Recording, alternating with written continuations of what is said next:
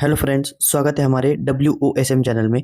आज हम एक बहुत ही पॉपुलर कंपनी को स्टडी करने वाले हैं जिसका नाम है जियो फाइनेंशियल सर्विसेज। ये कंपनी बहुत सारे सेक्टर्स में काम करती है और ये एक हाई ग्रोथ कंपनी है। हाई ग्रोथ मतलब मैं ऐसा क्यों बोल रहा हूँ ये आपको आगे वीडियो में पता चल जाएगा। तो आज हम इस वीडियो में कंपनी के बिजनेस मॉडल एनालिसिस करेंगे, मतलब कंपनी जितने भी बिजनेस करती है वो आज हम सब स्टडी करेंगे। कंपनी का Q4 FY26 का रिजल्ट देखेंगे, कंपनी का वैल्यूएशन भी आज हम इस वीडियो में देखेंगे। तो चलिए स्टार्ट करते हैं आज के इस इंटरेस्टिंग वीडियो को। तो सबसे पहले हम ये जानते हैं कि कंपनी किन किन बिजनेसेस में काम करती है। तो यहाँ पे जैसे आप देख सकते हो, कंपनी ने अपना जो फाइनेंशियल ऐप है, फाइनेंशियल प्लेटफॉर्म जो कि जियो फाइनेंस प्लेटफॉर्म, उसको लॉन्च कर दिया है। और आपको इस कंपनी के सारे जो बिजनेस डिटेल है वो आपको इस ऐप में मिल जाएंगे। तो यहाँ पे कंपनी पहले तो इन्वेस्ट सेगमेंट में काम करती है, इन्वेस्टमेंट सेगमेंट में। तो इस सेगमेंट में कंपनी ने ब्लैक रॉक के साथ जॉइंट वेंचर किया है, जो कि दुनिया की सबसे बड़ी एसेट मैनेजमेंट कंपनी है। तो यहाँ पे कंपनी एसेट मैनेजमेंट में काम करती है, वेल्थ मैनेजमेंट में काम करती है, सिक्योरिटी ब्रोकिंग में काम करती है।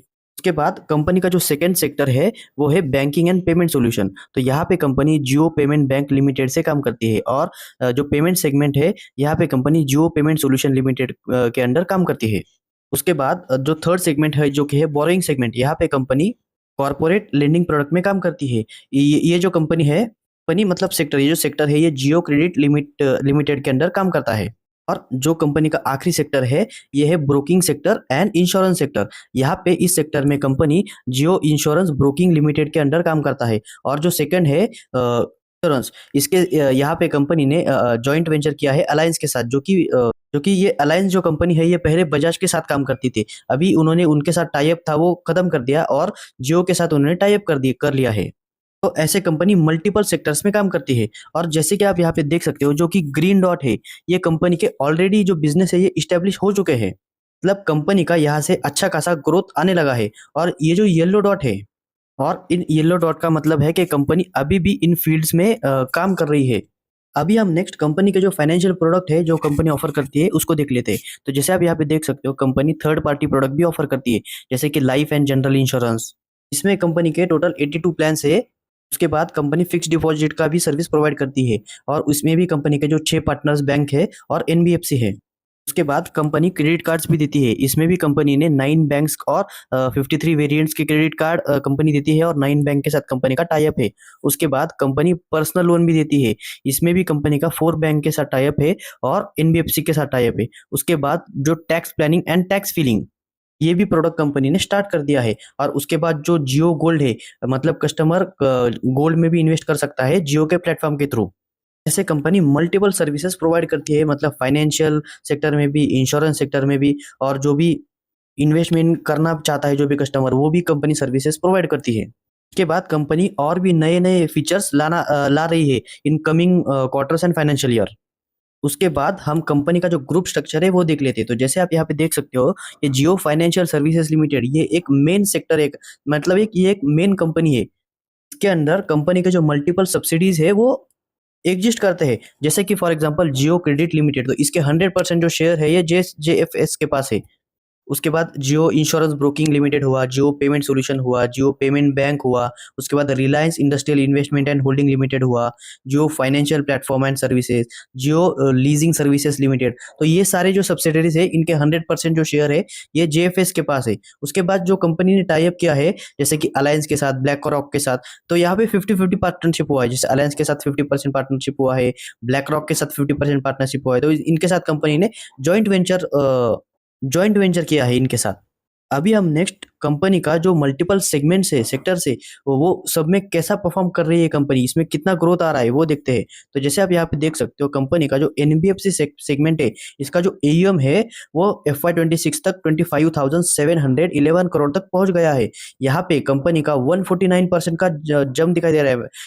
अगर हम कंपेयर करें FY24 से, मतलब 2 साल पहले हम कंपेयर करें, तो यहाँ पे कंपनी का ऑलमोस्ट 150% का जंप दिखाई दे रहा है। उसके बाद हम जियो पेमेंट्स बैंक डिपॉजिट देखे तो वो 544 करोड़ तक पहुंच गया है। इसमें भी 6.2x का जंप है 24 से, मतलब कंपनी 24 में लिस्ट हुआ था तब से कंपनी का 6.2% का जंप दिखाई दे रहा है। उसके बाद जो पेमेंट सोल्यूशन है, इसमें जो कंपनी का नंबर है वो 52,226 करोड़ तक पहुंच गया है। इसमें भी 4x का जंप दिखाई दे रहा है। उसके बाद जो इंश्योरेंस प्रीमियम फैसिलिटी है, ये भी नंबर 982 करोड़ तक पहुंच गया है। इसमें 8% का जंप है FY24 से।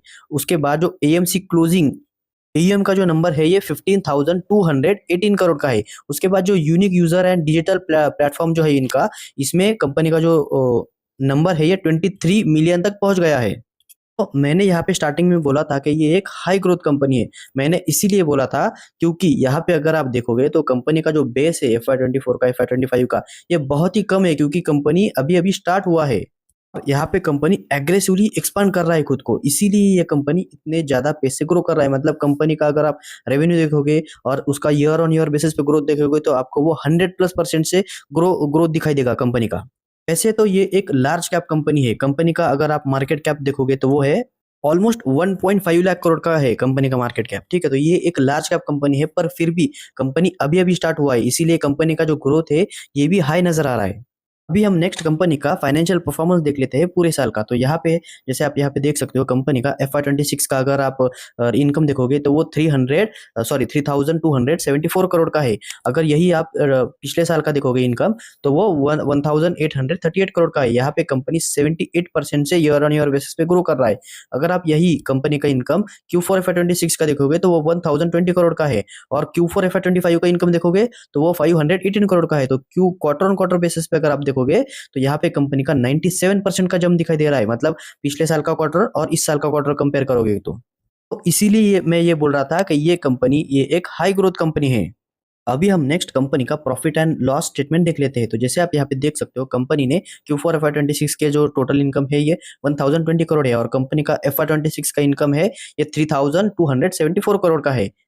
के बाद कंपनी का जो प्रॉफिट बिफोर टैक्स का जो नंबर है ये 339 करोड़ का है Q4 FY26 में, और पूरे साल में प्रॉफिट बिफोर टैक्स का जो नंबर है ये 1912 करोड़ का है। उसके बाद जो कंपनी का पैट का नंबर है Q4 FY26 का वो 2,272 करोड़ का है, और पूरे साल का जो पैट का नंबर है ये 1,561 करोड़ का है।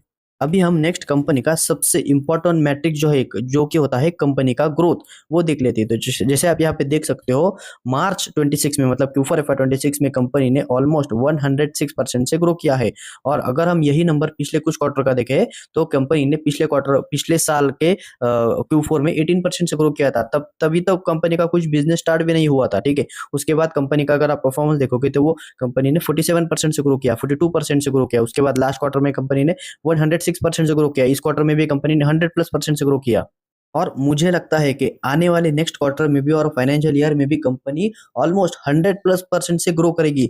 अगर आप यही नंबर पैट में देखोगे तो आपको पैट का जो नंबर है ये डी ग्रो मिलेगा। ठीक है, क्योंकि इसका जो रीजन है क्योंकि कंपनी अभी अभी ग्रोइंग फेज में है। ठीक है, तो कंपनी का जो फोकस है ये कंप्लीटली ग्रोथ पे है, ना कि कंपनी के प्रॉफिट पे है। इसीलिए कंपनी का जो प्रॉफिट है ये डी ग्रो कर रहा है, क्योंकि कंपनी के जो एक्सपेंसेस है वो बढ़ते जा रहे हैं यहाँ पे।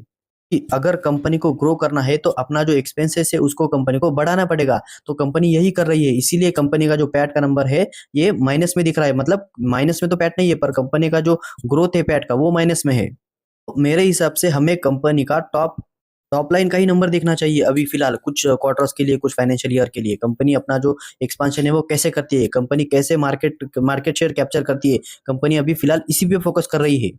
अभी हम नेक्स्ट कंपनी का वैल्यूएशन एक बार देख लेते हैं। तो जैसे आप यहाँ पे देख सकते हो कंपनी का जो मार्केट कैप है ये 1,51,491 करोड़ का है। ठीक है, तो ये एक लार्ज कैप कंपनी है, और कंपनी का जो शेयर है ये अभी फिलहाल 240 पे चल रहा है, और कंपनी का पी है ये 98 पे है, और कंपनी का जो प्राइस टू बुक का जो रेशियो है वो 1.12 का है।